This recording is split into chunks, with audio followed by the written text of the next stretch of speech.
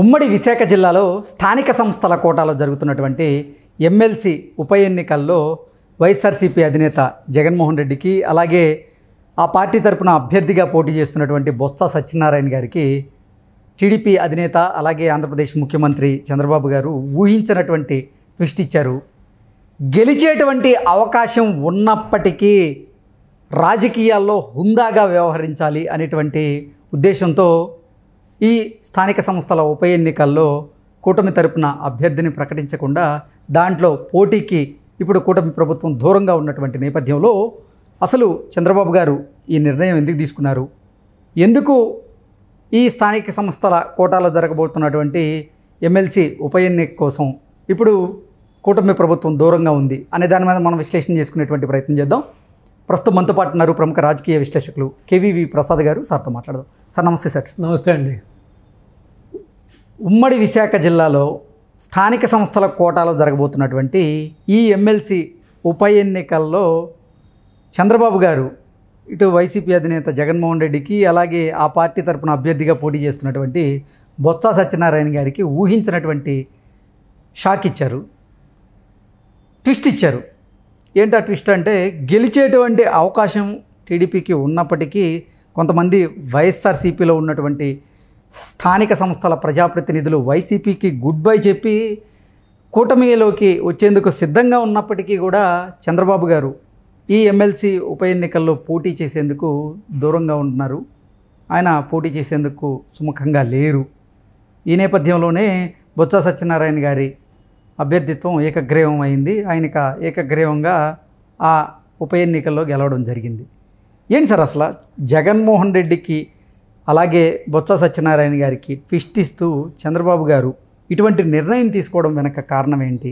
అంటే హుందాగా రాజకీయాలలో ఉండాలి, హుందాగా రాజకీయాలు చేయాలి అనేటువంటి ఉద్దేశంతోనే చంద్రబాబు గారు ఇటువంటి నిర్ణయం తీసుకున్నారా, లేదంటే ఇతరత్ర కారణాలు ఏదైనా ఉన్నాయా అంటే ఏం చెప్తారు? సో డెఫినెట్గా మీరు చెప్పినట్టుగా అదే ఒక్కొక్క అంశంని మనం స్పృశిస్తూ వెళ్తే ఒక హుందా రాజకీయాలకి ఇది ఒక ప్రతీక అండి. అంటే చంద్రబాబు నాయుడు గారు అధికారంలో ఉన్నా లేకపోయినా ఎంత హుందాగా ఆయన వ్యవహరిస్తారు, ప్రవర్తిస్తారు, ఆయన మాట కానీ మాట తీరు కానీ ఆయన భాష కానీ ఆయన పదప్రయోగం కూడా ఏ విధంగా ఉంటుందో మనం అందరం చూస్తున్నాం. సో అదేవిధంగా ప్రస్తుతానికి అయితే అక్కడ వైసీపీ ఎవరైతే మీరు చెప్పిన ఆ ప్రజాప్రతినిధులు వాళ్ళు స్ట్రాంగ్గా ఉన్నమాట వాస్తవం, దాంట్లో ఎటువంటి సందేహం లేదు. సో వాళ్ళకే మెజార్టీ ఉంది. సో డెఫినెట్గా వీళ్ళు ఇంత పెద్ద మెజార్టీతో కూటమి గెలిచింది కాబట్టి 164 సీట్లతో గెలిచింది కాబట్టి అధికారంలో ఉన్నారు కాబట్టి డెఫినెట్గా నయానో భయానో ఏదన్నా వాళ్ళకి ప్రతిఫలాక్ష చూపించి వాళ్ళని లొంగ తీసుకోవడమో లేకపోతే వాళ్ళని లోబర్చుకోవడం అనేది అధికారంలో ఉన్న పార్టీకి పెద్ద కష్టతరమైన విషయం కాదు. సో డెఫినెట్గా వాళ్ళని వీళ్ళ వైపు తిప్పుకోవచ్చు. There are so many chances. అవును. సో ఏదో వాళ్ళకి ఏదైనా పదవులు ఆశ చూపించో లేకపోతే వేరే ఏదైనా వాళ్ళకి ప్రయోజనాలు చూపించో డెఫినెట్గా చేసుకోవచ్చు. సో డెఫినెట్గా ఆ యొక్క ఎమ్మెల్సీ స్థానం కూడా వీళ్ళ యొక్క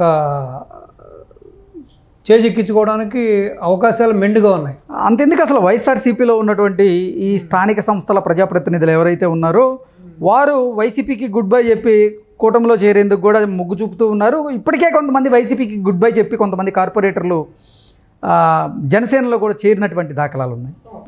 చేరారు, చేరడానికి సిద్ధంగా ఉన్నారు, మద్దతు తెలపడానికి సిద్ధంగా ఉన్నారు.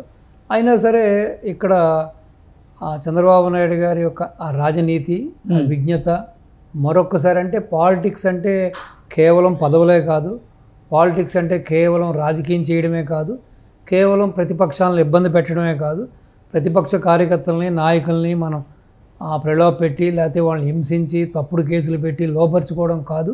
సో ఈ విధంగా హుందాగా వ్యవహరించాలి. ఎక్కడ ఎవరికైతే విద్యా అవకాశాలు ఎక్కువ ఉన్నాయో వాళ్ళకి అవకాశాలని వాళ్ళకి ఇవ్వాలి. సో ఆ విధమైన ఒక కొత్త ఒరవడి అంటే పాలిటిక్స్లో ఈ విధంగా ఒక ఉన్నతంగా వినూత్నంగా సో ఒక మంచి సాంప్రదాయానికి విలువలకి కట్టుబడి రాజకీయాలు చేయడానికి చెప్పడానికి ఇది ఒక ఫైనెస్ట్ ఎగ్జాంపుల్. సార్ 2 రోజుల క్రితం చూసుకున్నట్లయితే వైసీపీ అధినేత జగన్మోహన్ రెడ్డి గారు చంద్రబాబు గారి మీద కొన్ని విమర్శలు చేస్తూ కొన్ని ఆరోపణలు కూడా చేశారు. అసలు కూటమికి సంఖ్యాబలం తక్కువగా ఉన్నప్పటికీ అసలు కూటమి ఎలా ఈ ఉప ఎన్నికల్లో పోటీ చేస్తుంది, ఇది అనైతికం అంటూ కూడా ఆయన ఆరోపణలు చేస్తున్నటువంటి నేపథ్యంలోనే ఆయన ఆరోపణలకు చెక్ పెడుతూ ఇప్పుడు చంద్రబాబు గారు ఇటువంటి నిర్ణయం తీసుకున్నారు. అదే ఇప్పుడు మీరు చెప్పినట్టుగా జగన్మోహన్ రెడ్డి గారు ఈ విధంగా ప్రలోభ పెడుతున్నారు మా మనుషుల్ని, ఈ విధంగా దౌర్జన్యపూరితమైన రాజకీయాలు చేస్తున్నారు, మా యొక్క ప్రజాప్రతినిధుల్ని భయభ్రాంతులను చేస్తున్నారు, ఆ ప్రలోభాలకు గురి చేస్తున్నారు అని చెప్పి అనేక ఆరోపణలు చేయడం జరిగింది. మాకే అవకాశాలు ఉన్నా కూడా తెలుగుదేశం పార్టీ దొడ్డుదారిని గెలవడానికి ప్రయత్నాలు చేస్తుందని కూడా, అంటే ఆరోపణలన్నీ అవాస్తవని ఇప్పుడు తేలిందిగా. అవాస్తవని తేలింది. సో దీంట్లో ఇంకొక కోణం ఏంటంటే కొంతమంది రాజకీయ విజ్ఞులు, కొంతమంది రాజనీతి తెలిసిన వాళ్ళు మాట్లాడేది ఏంటంటే ఆఫ్ ద రికార్డ్ ఏం చేస్తున్నారంటే బొత్స కుటుంబంతో సహా మొత్తం ఏదైతే తనకి తన జిల్లాలో పట్టుందో, తన వర్గం అంటూ ఉందో, సో వాళ్ళందరినీ కూడా కట్టగట్టుకుని తీసుకొచ్చి ఈ మొత్తం ఏదైతే ఈ కూటమి పార్టీ ఉందో, అది జనసేన, బీజేపీయా, టీడీపీయా ఇంకా నిర్ధారణ అవ్వలేదు. సో మొత్తం ఆయన జాయిన్ అవ్వడానికి సిద్ధమయ్యాడని, సో దానికి ప్రతిఫలంగా అంటే ఇప్పుడు వైఎస్ఆర్సీపీలో ఎమ్మెల్సీగా గెలిచి ఆయన మళ్ళీ కూటమి వైపు వెళ్ళే అవకాశం ఉందంటారా? ఉందనే చాలామంది ఇప్పుడు ఆఫ్ ద రికార్డ్ మాట్లాడుకుంటున్నారు. సో కాబట్టి ఇక్కడ సరే ఎలాగో వాళ్ళకి అక్కడ అవకాశాలు ఉన్నాయి కాబట్టి మనం ఎంత ప్రయాసపడి వాళ్ళని ప్రలోభ పెట్టి వీళ్ళందరినీ తీసుకోవడం ఎందుకులే, రేపొద్దున అతను ఎమ్మెల్సీగా ఎలాగో మన కూటమిలోకి రాబోతున్నాడు కాబట్టి అతనికి ఒక గిఫ్ట్ కూడా కూటమి ఇస్తుందని చెప్పి, సో ముందుగానే అతనికి ఒక మంచి ఆఫర్ ఇస్తున్నారని చెప్పి, సో అందులో భాగంలోనే ఈ యొక్క ఐ డ్రామా జరుగుతుందని కూడా చాలామంది భావిస్తున్నారు. సో బహుశా ఏదో చెబుతారు కదా,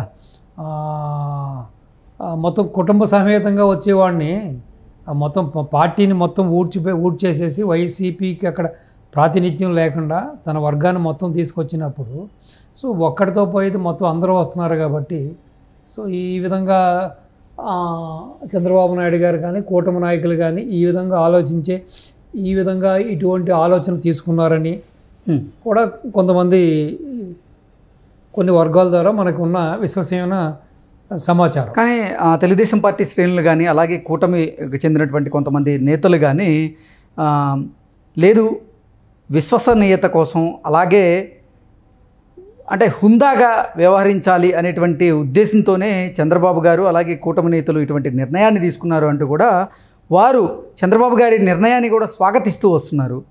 మరి దీన్ని ఎలా చూడాలంటారు? డెఫినెట్గా ఇప్పుడు మనం ఫస్ట్ ముందు మాట్లాడుకున్నట్టుగా ఒక మంచి పాలిటిక్స్కి ఇది ఒక ఫైనెస్ట్ ఎగ్జాంపుల్. ఇది అంటే ఈ విధంగా ఉండాలి. రేపు ఎవరైనా సరే ఇప్పుడు జగన్మోహన్ రెడ్డి గారు చూసాం మనం, ఆయన అధికారంలో ఉన్న కూడా స్థానిక ఎలక్షన్లో కానీ కొన్ని పంచాయతీ ఎలక్షన్లు కానీ ఏ ఎలక్షన్లో కూడా ఆయన ఎక్కడ కూడా ఒక ఫెయిర్ గేమ్ లేదు అక్కడ. సో ఎంత దౌర్జన్యాలకు పాల్పడ్డారు, ఈవెన్ ప్రతిపక్ష నాయకుల్ని నామినేషన్ లేకుండా అడ్డుపడ్డారు, బెదిరించారు, కొట్టారు, చంపారు, అసలు నానా రకాలుగా చేశారు. ఈవెన్ మీరు తిరుపతి ఉప ఎన్నికల్లో కూడా చూస్తుంటే మీరు అన్ని బోగస్ ఆధార్ కార్డులు సృష్టించి అన్ని బోగస్ ఐడీలు సృష్టించి ఇటు తమిళనాడు నుంచి ఇంకా వేరే జిల్లాల నుంచి కూడా మనుషులను తీసుకొచ్చి వాళ్ళందరూ కూడా ఆ దొంగ ఓట్లు దొంగ ఐడీలన్నీ కూడా సృష్టించి ఏ విధంగా దొంగ ఓట్లు వేసి ఆ ఎలక్షన్లో గెలిచారో మనం చూసాం. సో ఇది మంచి సాంప్రదాయం కాదు. అసలు ఎలక్షన్ అంటే ఇలా ఉండాలి, సో ఈ విధంగా నడుచుకోవాలి, అది ఏ పార్టీ అయినా సరే అని చెప్పి ఒక విధంగా చెప్పాలంటే ఇది ఒక ఫైనెస్ట్ ఎగ్జాంపుల్ అండి.